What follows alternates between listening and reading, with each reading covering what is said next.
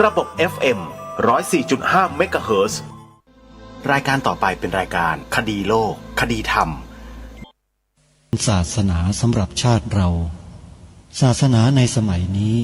เป็นของที่แยกจากชาติไม่ได้เป็นความจำเป็นที่เราทั้งหลายผู้เป็นไทยจะต้องมั่นคงอยู่ในศาสนาพระพุทธซึ่งเป็นศาสนาสำหรับชาติเราพระพุทธศาสนาก็ดีหรือศาสนาใดก็ดีที่ตั้งมั่นอยู่ได้ก็ด้วยความมั่นคงของผู้เลื่อมใสตั้งใจที่จะรักษาและข้าพเจ้าพูดทั้งนี้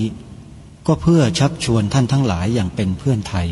และเพื่อนพุทธศาสนิกชนด้วยกันทั้งนั้นเพื่อความมั่นคงแห่งพระพุทธศาสนาข้าพเจ้ารู้สึกว่าได้ทำหน้าที่สมควรแก่อุปถัมภ์พระพุทธศาสนา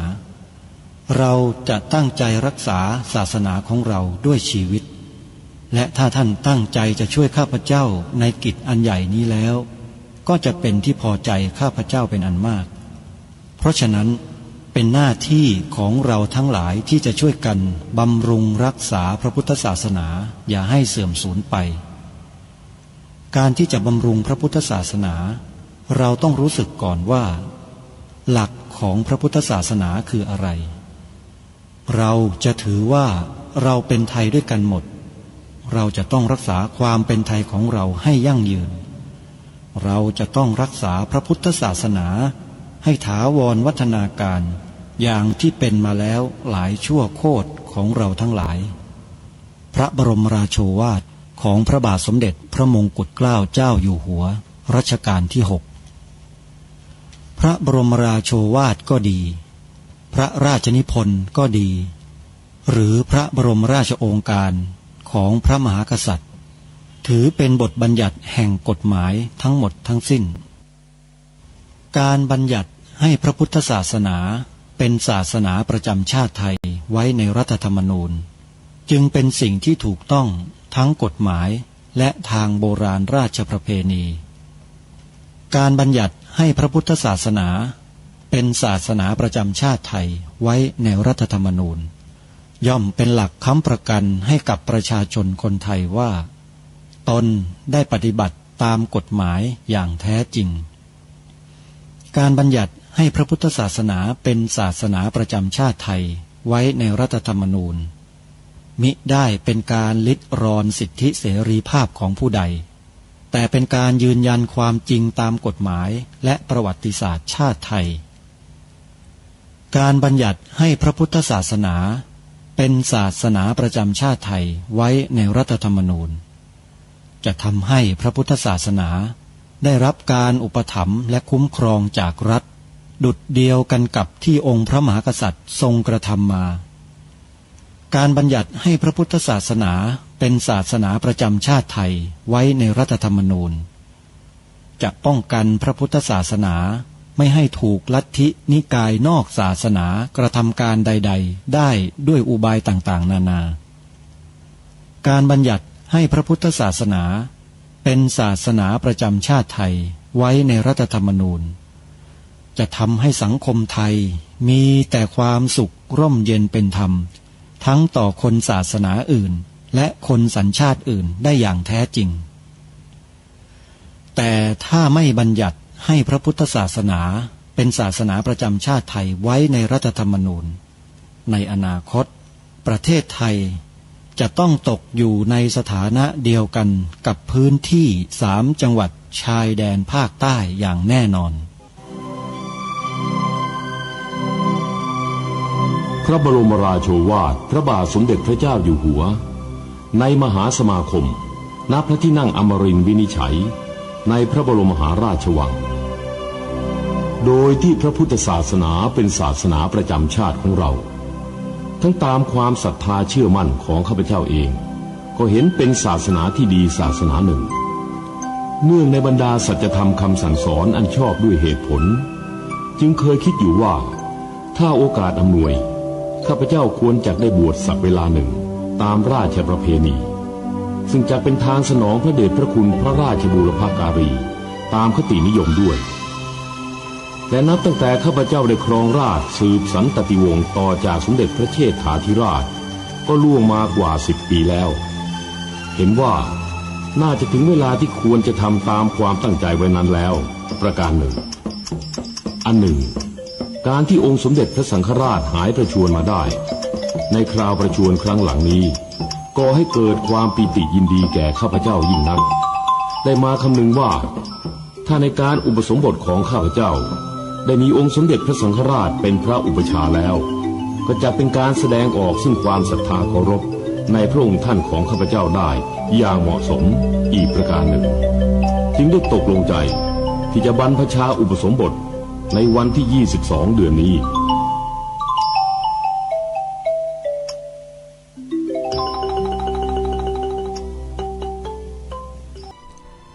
รายการคดีโลกคดีธรรมมาพบกับสาธุชนเป็นปกติทุกวันจันทร์ถึงวันศุกร์และวันเสาร์อาทิตย์ทางสถานีวิทยุแห่งนี้ท่านสามารถดาวน์โหลดแอปพลิเคชันที่ชื่อว่าวิทยุพุทธศาสนาทั่วไทยเพื่อติดตามรับฟังรายการนี้ได้ทุกวันหนึ่งสามารถรับฟังรายการนี้ผ่านแอปพลิเคชันดังกล่าวได้5 เวลาคือตั้งแต่เวลา 9 นาฬิกาช่วงหนึ่ง 10 นาฬิกาอีกช่วงหนึ่ง 11 นาฬิกาอีกช่วงหนึ่ง 13 นาฬิกาอีกช่วงหนึ่งและ1 นาฬิกาอีกช่วงหนึ่งโดยมีสถานีวิทยุภายในแอปพลิเคชันจำนวน5 สถานีออกอากาศไม่พร้อมกันนำรายการนี้ออนแอร์ผ่านแอปพลิเคชันนี้ให้พวกเราท่านทั้งหลายได้ติดตามรับฟังกันเป็นประจำทุกวันในช่วงเวลา 9 นาฬิกาช่วงเช้าท่านสามารถเปิดรับฟังรายการคดีโลกคดีธรรมทางแอปพลิเคชันนี้ผ่านสถานีวิทยุที่ชื่อว่าวัดหนองกายวัดอารามมงคลวัดศรีอุดมวงศ์เวลา 10 นาฬิกาสามารถรับฟังได้ทางสถานีวิทยุวัดป่าจริยธรรมเวลา 11 นาฬิกาสามารถรับฟังได้ทางสถานีวิทยุวัดฝายหินเวลา 13 นาฬิกาสามารถรับฟังได้ที่สถานีวิทยุวัดบ้านปลาคูนและเวลา 1 นาฬิกาสามารถรับฟังได้ที่สถานีวิทยุวัดฝายหินอีกครั้งหนึ่งวัดฝายหินจะนำรายการคดีโลกคดีธรรมออกอากาศ2 เวลาคือ11 นาฬิกาตอนเพลและ1 นาฬิกาตอนกลางดึกและยังมีสถานีวิทยุอีกแห่งหนึ่งซึ่งมิได้อยู่ในแอปพลิเคชันออกอากาศอยู่ที่อำเภอสามชุกจังหวัดสุพรรณบุรีนั่นก็คือสถานีวิทยุพระพุทธศาสนาวัดสามชุกอำเภอสามชุกจังหวัดสุพรรณบุรีคลื่น FM 100.25 เมกะเฮิรตซ์ท่านอาจารย์พระครูสุวรรณวิจิตรเจ้าอาวาสวัดสามชุกเมตตานำรายการคดีโลกคดีธรรมออนแอร์ออกอากาศที่สถานีวิทยุแห่งนี้2 เวลาบางครั้งก็3 เวลาบางครั้งก็4 เวลาไม่แน่นอนแต่ที่ออกแน่นอนก็คือ2 เวลาดังนี้9 นาฬิกาช่วงเช้าและ20 นาฬิกาในช่วงค่ำๆท่านสาธุชนสามารถติดตามรับฟังรายการคดีโลกคดีธรรมดังกล่าวได้ทุกวันขอกราบขอบพระคุณครูบาอาจารย์ทุกรูปที่ท่านเมตตานำสาระรายการคดีโลกคดีธรรมออนแอร์ออกอากาศให้ญาติโยมพุทธบริษัทพี่น้องคนไทยของเราได้สดับรับฟัง และร่วมทำกิจกรรมที่ทางรายการเสนอ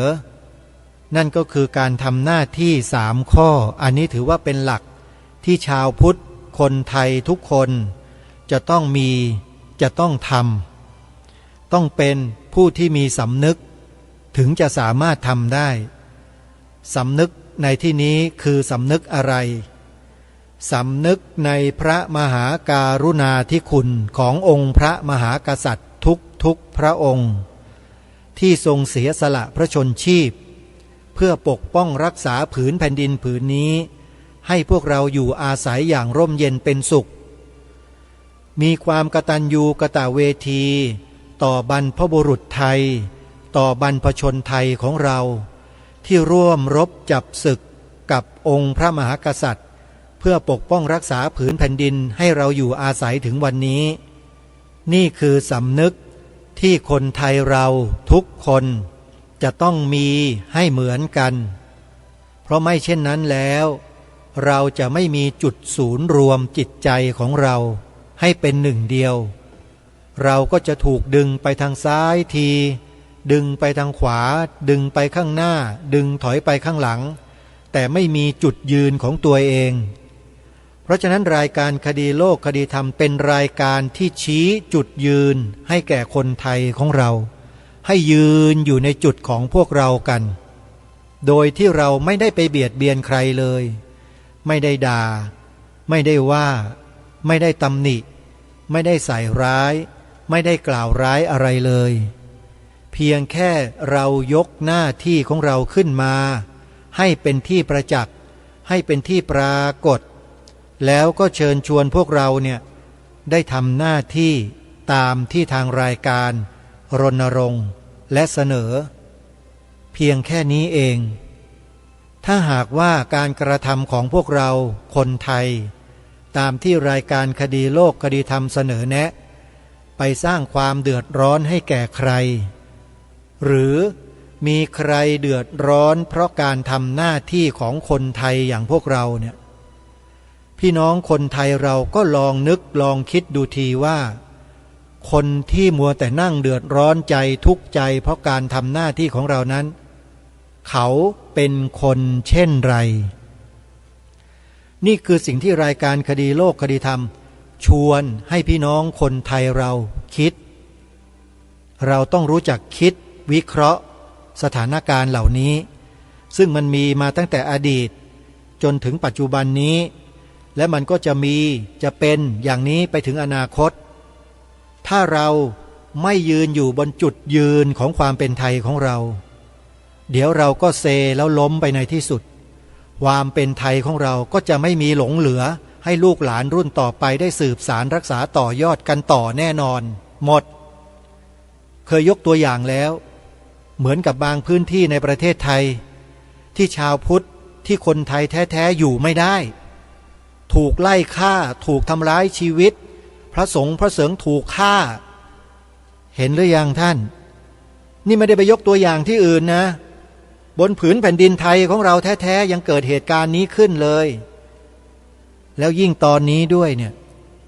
มันไม่ได้อยู่แค่พื้นที่ตรงนั้นแล้วสิแนวคิดวัฒนธรรมทางความคิดที่ต้องการจะฆ่าต้องการจะล้างเนี่ยมันระบาดไปอยู่ณจุดใดของประเทศไทยของเราบ้างแล้วท่านทราบหรือไม่อันนี้แหละคือที่รายการแนะนำให้เราไปศึกษาเรียนรู้ดูข้อมูลเพิ่มเติมจากเว็บไซต์จากคลิปวิดีโอของช่อง YouTube ต่างๆที่ทางรายการแนะนำเพราะไม่เช่นนั้นแล้วท่านก็จะมาทึกทักว่ารายการคดีโลกคดีธรรมอยู่นั่นแหละว่าเป็นรายการยุแยงตะแคงรั่วเป็นรายการสร้างความแตกแยกบ้างเป็นรายการที่ไม่มีสาระบ้างเราก็จะไปหลงเชื่อคนที่พูดจาแบบนี้กันถ้าเราไม่ไปศึกษาหารู้เรียนรู้ดูข้อมูลที่ทางรายการแนะนำเนี่ยท่านก็จะไม่เข้าใจรายการนี้เลยก็จะกล่าวหารายการนี้ตามพวกนักสร้างวาทกรรมเหล่านั้นน่ะที่มาหลอกลวงพวกเราคนไทยให้ไปติดกับนั่นแหละโยมมีเยอะเลยในโลกโซเชียลเนี่ยเพียบเลยโยมคอยดึงเอาคนไทยเราไปหลงติดกับ วาทกรรมความแตกแยกบ้างสร้างความแตกแยกบ้างไอ้นู่นไอ้นี่บ้างสารพัดสารเพที่สร้างกันขึ้นมาแล้วก็ทำให้คนไทยที่หลงไหลเคลิบเคลิ้มสื่อแมลงวันเหล่านี้ก็กลายไปเป็นพวกของเขาไปเป็นด้ามให้เขาจับแล้วก็มาฟันพวกเดียวกันเองอันนี้เป็นข้ออุปมาให้พวกเราคิดไม่ได้ไปกล่าวร้ายใครไม่ได้ไปทำร้ายใครเลยเพียงแค่มาสะกิดใจให้พวกเราได้สำนึกให้คิดกันให้ได้อย่าหลงกลฝ่ายศัตรูเหมือนอย่างที่เคยเป็นมาให้เราหยุดฉุกคิดสักนิดหนึ่งเถอะว่าทำไมคนเหล่านั้นจึงพยายามสร้างกระแสวาทกรรมให้เราหลงเชื่อไปแบบง่ายๆแล้วเราก็หลงเชื่อกันง่ายซะด้วยเวลาทางรายการคดีโลกคดีธรรมหยิบยกสิ่งที่บรรพบุรุษบรรพชนของตนเองแท้ๆมากล่าวมาแสดงแล้วชวนให้กันสืบสารรักษาต่อยอดพวกเรากลับโวยวายกันไม่พอใจกันบ้างสบถกลับมาบ้างกล่าวร้ายป้ายสีบ้างอะไรต่างๆมากมายตรงนี้คืออะไรอันนี้เราต้องคิดให้ได้ต้องหาจุดลงตัวให้ได้ท่านผู้ฟังอย่าคิดตามสื่อแมลงวันที่มาตอมเอาเชื้อมาใส่หูเราทุกวันทุกวันทุกวันอย่าหลงเชื่อง่ายๆขอบอกนะเดี๋ยวจะกลายเป็นพวกเดียวกับเขาไปโดยไม่รู้ตัวแล้วก็จะหันมาทำลายพวกเดียวกันเหมือนอย่างที่เคยเป็นอยู่ตอนเนี้ยไอ้คนไทยเรานี่แหละที่นับถือศาสนาพุทธเหมือนเราด้วยแต่คำพูดคำจาเหมือนกับศัตรูของเราเลยทุกอย่างเลยวิธีการพิสูจน์ทราบทำยังไงทำ3 ข้อที่ทางรายการแนะนำเนี่ยแล้วท่านจะสามารถพิสูจน์คนเหล่านั้นได้เลยว่าเขาติดเชื้อในกระแสจิตหรือเปล่าติดเชื้อกับพวกสื่อแมลงวันหรือเปล่า3 ข้อนี้แหละที่ให้ทำกันเนี่ยเราจะได้เห็นเนี่ยคนในประเทศนี้สามารถพิสูจน์ทราบได้เลยนำคำนี้ไปให้เขากล่าวไปให้เขาพูดถ้าเขาไม่กล่าวไม่พูดเขาปฏิเสธหรือเขานิ่งๆเฉยๆตั้งข้อสังเกตดูติดตามดูเขาต่อไปแล้วเอาข้อที่2โยนให้เขาเอาข้อที่2สิคุณลองว่าสิเนี่ยคุณว่าใช่ไหมหรือไม่ใช่ยังไงพอเขาเห็นข้อที่2ของเราเนี่ยถ้าเกิดไม่ใช่พวกเราจริงติดเชื้อในกระแสจิตจริงๆเนี่ยนะโอ้โหปฏิเสธพันละวันเลยไม่ได้แปลอย่างนี้ไม่ได้สีขาวในธงชาติได้ยังไงมันไม่ได้หมายความว่าอย่างนั้นประเทศนี้มันเป็นประชาธิปไตยประเทศนี้เป็นเสรีภาพเสรีนิยมนู่นไปออกเข้ารกเข้าพงไปเลยเรากำลังพูดถึงเรื่องความเป็นชาติแต่พวกนี้เอาประชาธิปไตยเอาสิทธิเสรีภาพขึ้นมากล่าวอ้างแล้วปฏิเสธในสิ่งที่เราทำเห็นไหมฮะเสรีประชาธิปไตยเอามาจากไหนเอามาจากพวกคณะราษฎรที่ยึดพระราชอำนาจรัชกาลที่7มาครองอำนาจกันเองแล้วทำบ้านเมืองเป็นยังไงบ้างโดยเฉพาะทำให้ศาสนาพุทธของเราเป็นยังไงบ้างต้องไปศึกษาข้อมูลเหล่านี้ให้ดีโดยเฉพาะเรื่องนี้นะฮะคณะราษฎรเนี่ยท่านต้องไปดูในเว็บไซต์ของสุรสีหะ .com ท่านพิมพ์เข้าไปเลยใน Google เนี่ยพิมพ์เป็นตัวอักษรภาษาอังกฤษนะฮะSURASIHA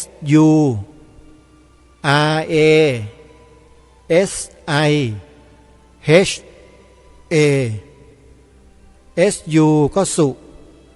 RA ก็ระ SI ก็สี HA ก็หะแล้วก็ .com สุรสีหะ .com ไปดูได้เลยเขาหยิบยกเอาเรื่องการเปลี่ยนแปลงการปกครองเมื่อ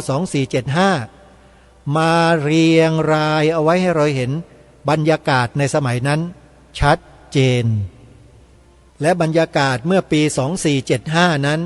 ทำให้พระบวรพุทธศาสนาของประเทศไทยของเราเป็นอย่างไรมาจนถึงวันนี้ท่านต้องไปดูในเว็บไซต์ดังกล่าวแล้วท่านจะทราบ www.surasiha.com และถ้าจะดูสถานการณ์ปัจจุบันสดร้อนในเรื่องเดียวกัน ที่มีความเกี่ยวโยงถึงกันเนี่ยนะต้องไปดูคลิปของช่อง YouTube ที่ชื่อว่าสมาคมปกป้องพระพุทธศาสนาแห่งประเทศไทยสมาคมปกป้องพระพุทธศาสนาแห่งประเทศไทย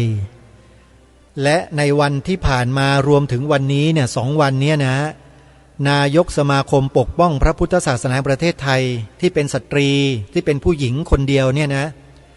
ขึ้นศาลแถลงต่อศาลกรณีที่เกี่ยวข้องกับบุคคลที่อ้างตัวว่าอย่างน้นอย่างนี้อย่างนั้นอย่างนั้นแล้วเสร็จแล้วก็ไปปลุกปั่นปลุกระดมกลุ่มพวกพ้องตนเองให้มาทำร้ายเขาก็ฟ้องคนนั้นแล้วกำลังเป็นเรื่องเป็นราวเป็นคดีความกันอยู่ใครจะไปให้กำลังใจก็ไปได้นะโยม15 16 2 วันเนี้ยเขากำลังแถลงต่อศาลวันนี้แต่เป็นเวลาเมื่อไหร่ไม่ทราบน่าจะเป็นช่วงบ่ายก็ลองติดตามข่าวสารข้อมูลทางช่องนี้ดูนะ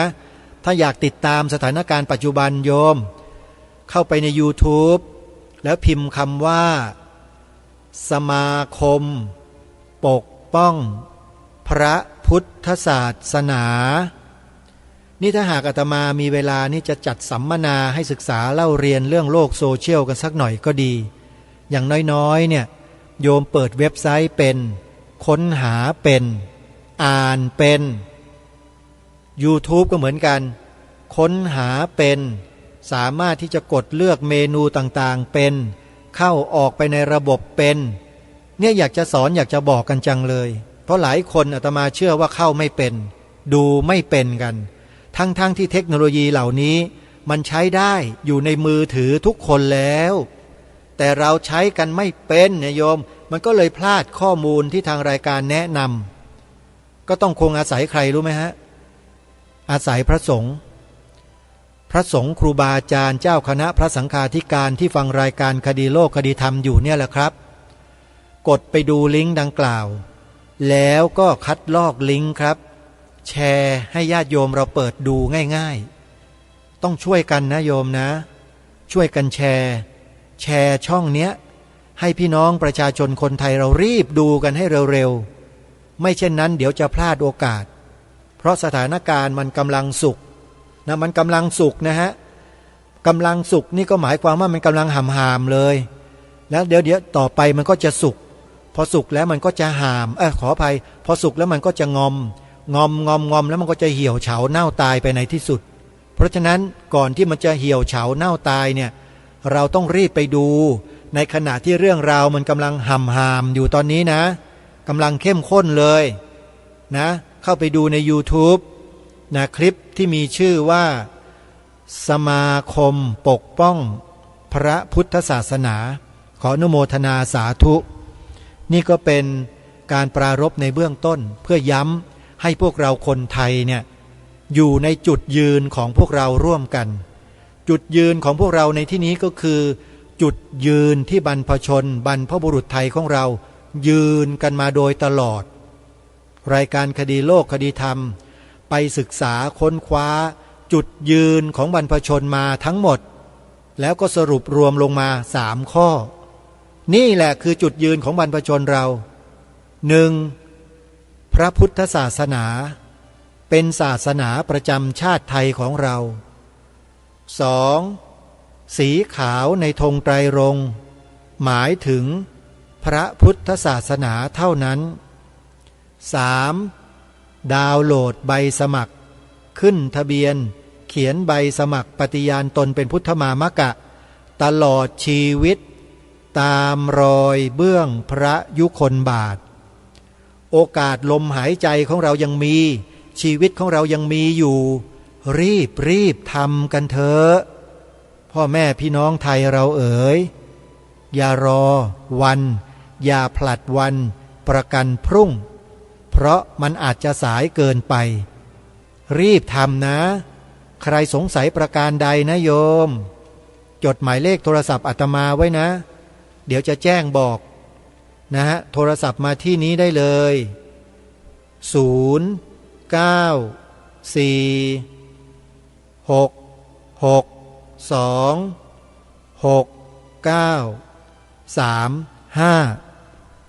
อาตมาถือคติในการทำงานอยู่อย่างหนึ่งง่ายๆเลยโยมจำคำนี้ไว้โยมจำไว้นิดนึง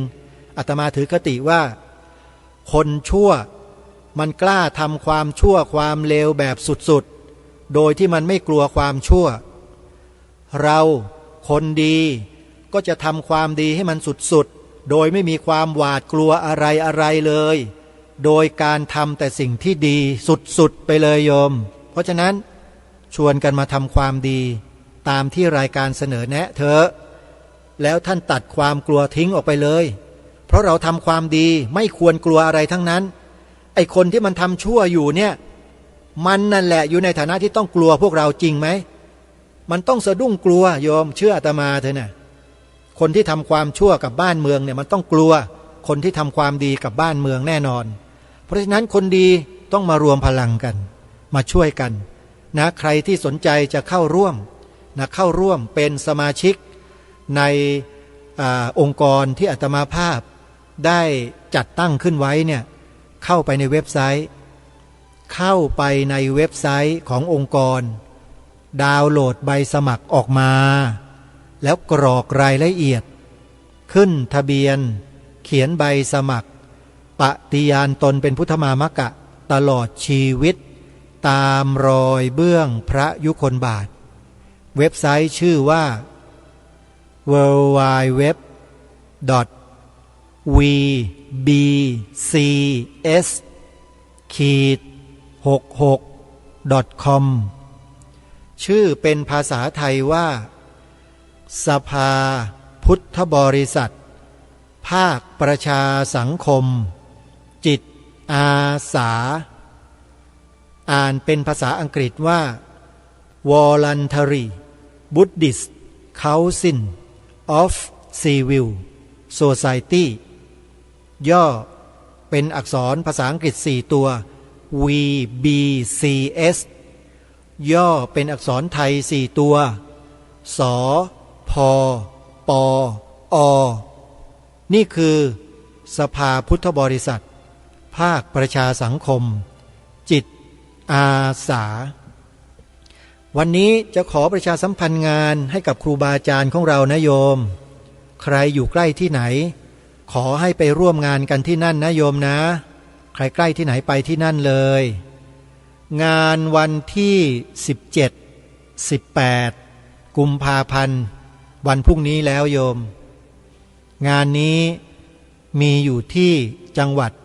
อุบลราชธานีใครอยู่ในจังหวัดอุบลราชธานีที่ฟังรายการอยู่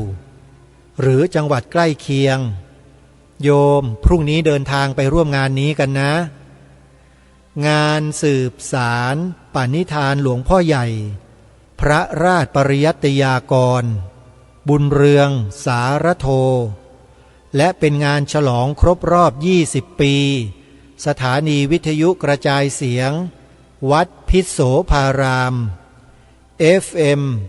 102.75 เมกะเฮิรตซ์วัดพิษโสภารามตำบลแก้งเหนืออำเภอเขมราชจังหวัดอุบลราชธานี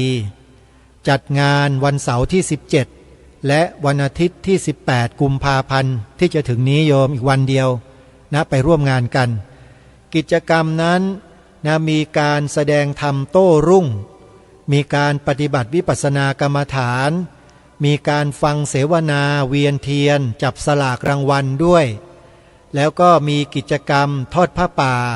บำรุงสถานีวิทยุกระจายเสียงวัดพิษโสภารามนะแล้วก็มีการถวายพระทหารเพลแด่พระสงฆ์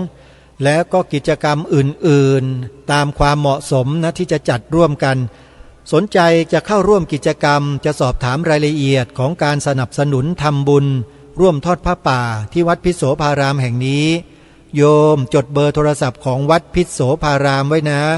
แล้วก็โทรไปถามได้เลย099-291-2666นี่เป็นงานของวัดพิษโสภาราม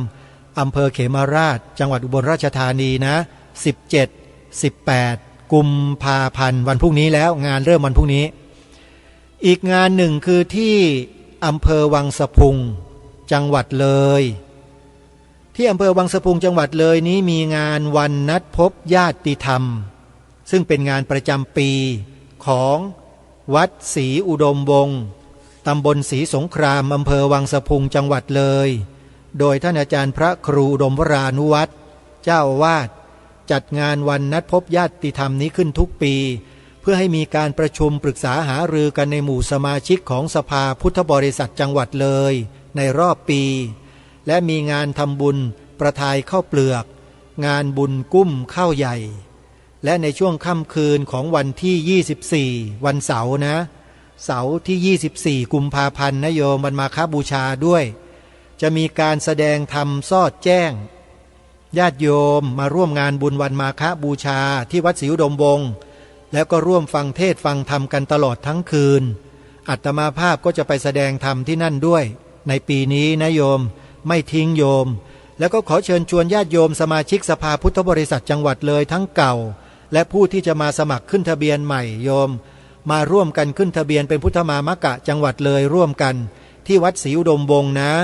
แล้วก็อย่าลืมมาสมทบเป็นกองทุนสนับสนุนงานเผยแผ่ธรรมกับวัดศรีอุดมวงศ์ด้วยสนับสนุนสภาพุทธบริษัทจังหวัดเลยด้วยแล้วก็มาทำบุญทอดผ้าป่าสถานีวิทยุและในงานนี้มีการหล่อพระด้วย2 องค์คือพระสารีบุตรและพระโมคคัลลานะ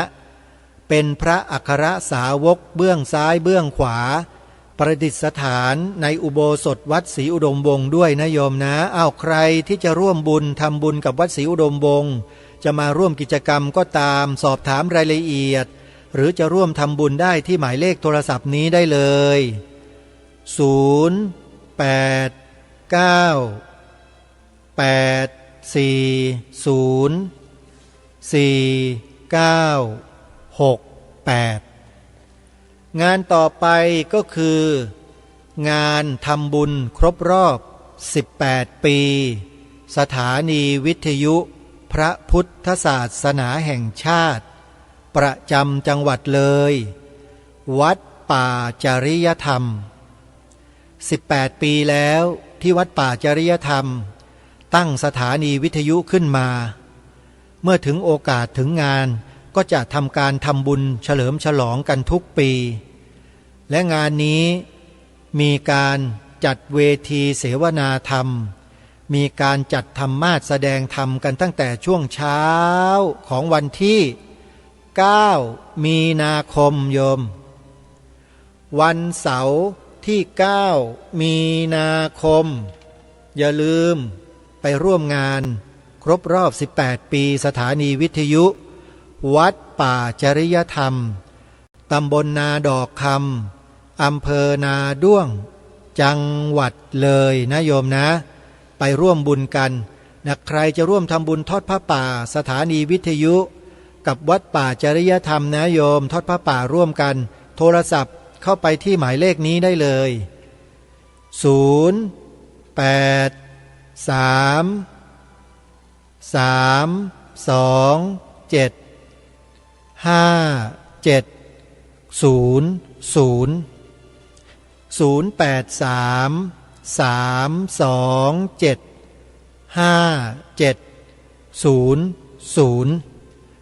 และในเดือนเมษายนที่วัดป่าจริยธรรมนี้ที่เดียวกันเนี่ยนะโยมวัดป่าจริยธรรมนะเดือนเมษานะโยมกำหนดจำไว้ในปฏิทินให้ด้วยนะเดือนเมษายนส่วนจะเป็นวันไหนอย่างไรนั้นเดี๋ยวจะมาแจ้งให้ทราบอย่างเป็นทางการอีกครั้งหนึ่งเดือนเมษายนที่วัดป่าจริยธรรมมีกิจกรรมอะไรกิจกรรมหล่อพระประธานวาระที่3ญาติโยมสาธุชนทุกท่านเป็นวาระที่3ของการหล่อพระประธานประจำอุโบสถวัดป่าจริยธรรมแล้วท่านอาจารย์พระครูจริยสารธรรมหรือพระอาจารย์นิรุตนิติสาโรกำหนดให้มีการหล่อพระประธานดังกล่าวในวาระที่3ในเดือนเมษายนนะโยมนะถ้าใครสะดวกนะที่จะ ร่วมทำบุญหรือเดินทางไปก็สามารถเดินทางไปร่วมงานกันได้นะที่วัดป่าจริยธรรมและในเดือนเมษายนนี้ก็เช่นเดียวกันที่สวนป่าสามัคคีธรรมของอาตมาภาพเนี่ยก็จะมีการจัดสร้างห้องน้ำไว้คอยบริการต้อนรับญาติโยมในเดือนธันวาคมที่จะถึงนี้เพื่อจัดปฏิบัติธรรมครั้งแรกเป็นการจัดงานครั้งแรกเป็นงานเปิดป่าครั้งแรกโยมอาตมาภาพจะเปิดป่าให้ญาติโยมเข้าไปเที่ยวชมแล้วนะในเดือนเมษายนจะต้องสร้างห้องน้ำก่อนได้กำหนดไว้ประมาณ20ห้องนะโยมนะ20ห้องเพื่อให้เพียงพอต่อคณะญาติโยมที่มากันเป็นจำนวนมากๆทำแค่5ห้อง3ห้องไม่พอโยมต้องทำไว้20ห้องโยมมีประโยชน์ต่อญาติโยมทุกคนเลยใครที่จะร่วมบุญกับอาตมานะโยมเป็นเจ้าภาพสร้างห้องน้ำร่วมกับอาตมานะที่สวนป่าสามัคคีธรรมอยู่ที่อำเภอจอมพระจังหวัดสุรินทร์ใครที่ต้องการเข้าไปดูพื้นที่จริงๆก็สามารถกดดูใน Google Map แผนที่อิเล็กทรอนิกส์ทาง Google ได้เลยโยมพิมพ์คำว่าสวนป่าสามัคคีธรรมในนั้นจะมีรูปภาพที่ถ่ายไว้จำนวน 2,000 กว่ารูปให้ญาติโยมได้ดูด้วยให้เห็นภาพบรรยากาศในสมัยอดีตที่ผ่านมาว่าการจัดปลูกป่าการดูแลรักษาป่าการทำกิจกรรมที่เกี่ยวกับป่าที่ผ่านมาตลอด4 ปีกว่าๆเนี่ยมีอะไรเป็นอย่างไรบ้างขุดสระน้ำทำถนนสร้างกุฏิจัดทำระบบน้ำเตรียมปุ๋ยเตรียมดินต่างๆมีภาพประกอบอยู่ใน Google Map ของสวนป่าสามัคคีธรรมหมดเลยโยมแล้วก็อย่าลืมนะร่วมทำบุญสนับสนุนสร้างห้องน้ำให้สวนป่าสามัคคีธรรมด้วยกันโยมสามารถโอนปัจจัยเข้ามาร่วมบุญได้เลยที่สวนป่าสามัคคีธรรมเปิดบัญชีธนาคารไว้ที่ธนาคารไทยพาณิชย์ธนาคารไทยพาณิชย์สาขาบางลำพูสาขาบางลำพูนะเลขบัญชี114214987ธนาคารไทยพาณิชย์สาขาบางลำพูเลขบัญชี114214987ชื่อบัญชีพระประหลัดนรงค์ฤทธิ์ขออนุโมทนาบุญกับญาติโยมทุกๆท่านถ้าหากญาติโยมท่านใดที่สะดวกในการโอนปัจจัยทางพร้อมเพย์โยมจดเบอร์โทรศัพท์ไว้นะโอนเข้ามาเบอร์นี้ได้เลยพร้อมเพย์นะโยมหมายเลขพร้อมเพย์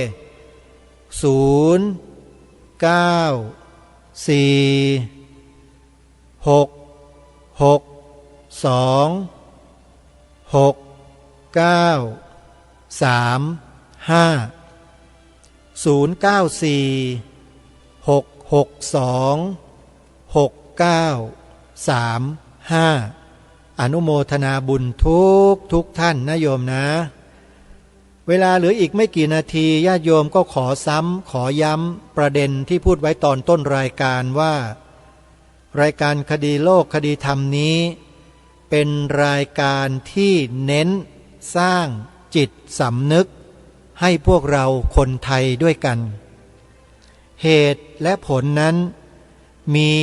ประกอบให้ท่านผู้ฟังติดตามรับฟังในรายการอยู่อย่างสม่ำเสมอถ้าไม่มีเหตุรายการคดีโลกคดีธรรมจะไม่รณรงค์จะไม่มาพูดให้ทุกท่านได้ยินได้ฟังนะเหมือนอย่างที่รายการพูดได้ยินได้ฟังอยู่ทุกวันนี้รณรงค์ให้พวกเราได้ทำกันอยู่ทุกวันนี้เพราะสิ่งนี้แหละจะทำให้ความมั่นคงของประเทศชาติของพระพุทธศาสนาของสถาบันพระมหากษัตริย์ของเรานั้นมีความมั่นคงยั่งยืนถาวรตลอดนิจนิรันดร์กาลถ้าเราช่วยกันทุกคนเราจะมีพลังเป็นหนึ่งเดียว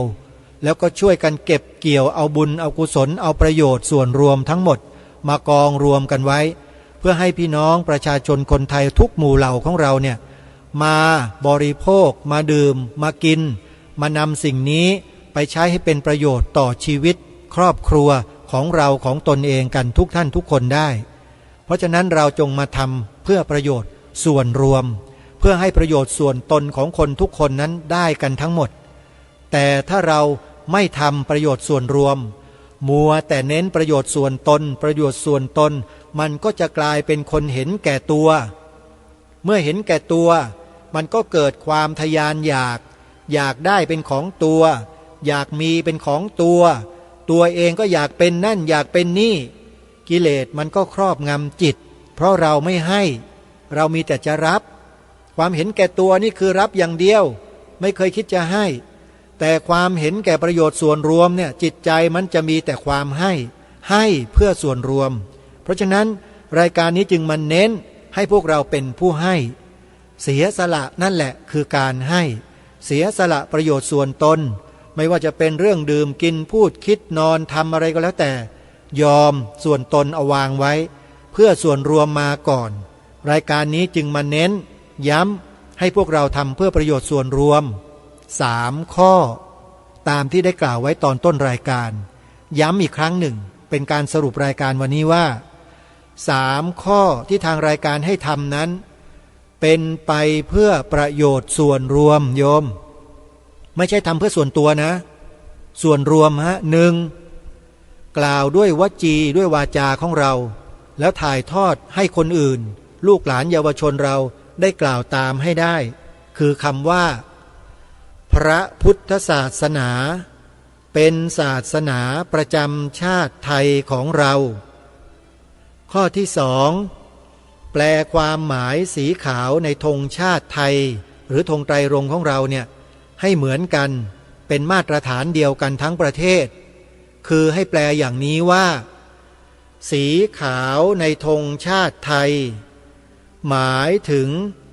พระพุทธศาสนาเท่านั้นแปลอย่างนี้เลยถ้าใครแปลนอกเหนือจากนี้ผิดหมดต้องแปลอย่างนี้เท่านั้นถ้าใครมาคัดค้านใครมาพูดจาในลักษณะที่ไม่เห็นด้วยพูดจาลักษณะที่ห้ามไม่ให้พวกเรากล่าวเช่นนี้เนี่ยนั่นแหละเราจะรู้เลยว่าในประเทศนี้มีคนประเภทนี้อยู่เมื่อมีคนประเภทนี้อยู่เราก็ต้องดูต่อไปว่ามีสาวกมีเหล่าบริวารของเขาอยู่ที่ไหนบ้างที่ติดเชื้อในกระแสจิตอย่างที่เขาเป็นนะตรงนี้ต้องคอยสังเกตให้ดีนะโยมเพราะว่าการที่ทางรายการคดีโลกคดีธรรมให้ทำอะไรก็แล้วแต่มีการศึกษาวิเคราะห์ทำการวิจัยส่วนตัวมาแล้วก็เจอในเชิงประจักษ์มาแทบทั้งสิ้นเลยว่ามีปัญหาแน่นอนคนไหนที่มีปัญหากับประเทศไทยมีปัญหากับความเป็นไทยใช้วิธีนี้แหละสีขาวในธงชาติไทยหมายถึงพระพุทธศาสนาเท่านั้นเมื่อเรานำเสนอสิ่งนี้ออกไปรณรงค์สิ่งนี้ออกไปเราจะเห็นคนประเภทนั้นแหละโผล่ออกมาจากหลุมจากลืบหลบซ่อนตัวอยู่มานาน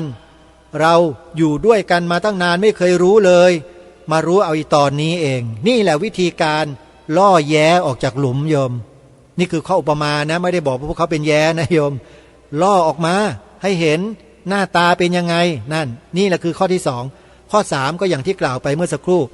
ดาวน์โหลดใบสมัครในเว็บไซต์ของสภาพุทธบริษัทภาคประชาสังคมจิตอาสาดาวน์โหลดออกมาทำไมมากรอกใบสมัครเขียนด้วยตัวเองเขียนในช่องว่างที่ให้เขียนนะอันไหนที่บอกว่าเจ้าหน้าที่นะไม่ต้องไปเขียนนะโยมเดี๋ยวเขาจะจัดการเองเขียนเสร็จแนบสำเนาบัตรประชาชนลงชื่อให้เรียบร้อยเซ็นชื่อให้หมดเลยติดรูปถ่าย2 นิ้วติดรูปถ่าย2 นิ้วไว้ด้วยแล้วก็เก็บใส่เก๊ะไว้ใส่ถุงพลาสติกห่อให้ดีอย่าให้ปลวกให้มอดมันกินนะเก็บไว้เถอะโยมเชื่ออาตมาแล้ววันหนึ่งพอถึงวันที่คณะทำงานเดินทางไปในจังหวัดของท่านจะประกาศประชาสัมพันธ์บอกให้มาสมัครกันแป๊บเดียวเท่านั้นแหละท่านแค่หยิบใบสมัครที่ท่านกรอกไว้แล้วเนี่ย มายื่นจบเลยยื่นแล้วจบหมดเลยนี่คือวิธีการง่ายๆที่ทุกคนทำได้แต่จะมีพวกเรากล้าทำกันสักเท่าไหร่แต่มีคนทำแล้วนะ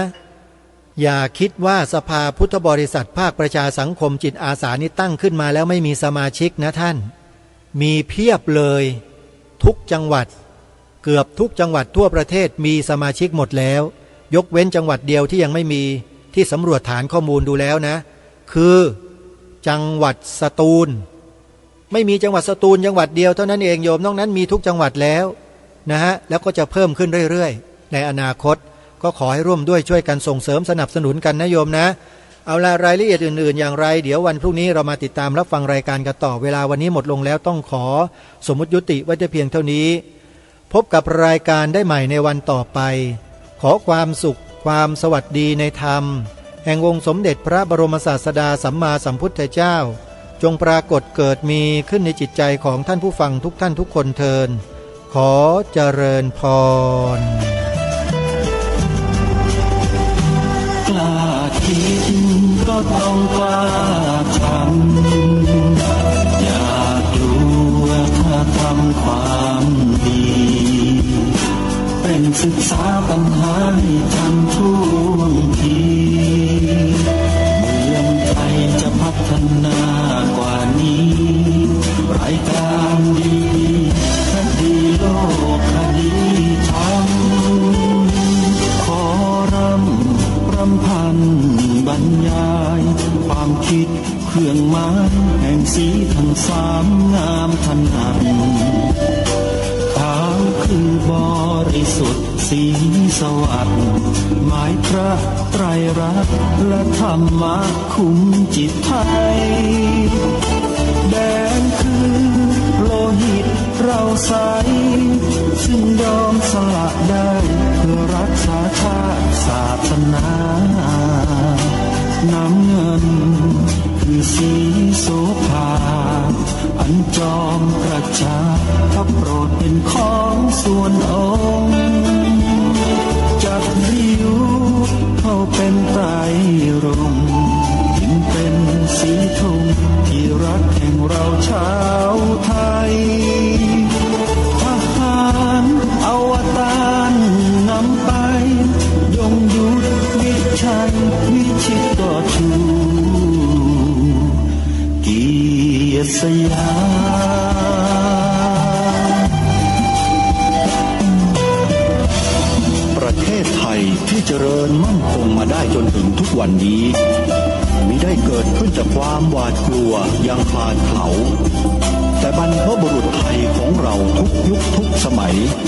ล้วนแต่มีความกล้าหาญและชาญฉลาดปกป้องเอกราชสร้างชาติให้เกิดความมั่นคงโดยมีธงแห่งพระไตรรัตน์เป็นเครื่องนำชัย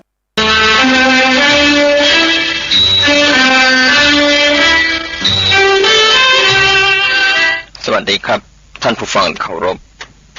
ผมได้มีโอกาสนำหลักธรรมเกี่ยวกับปรมัตถธรรมมาเสนอเป็น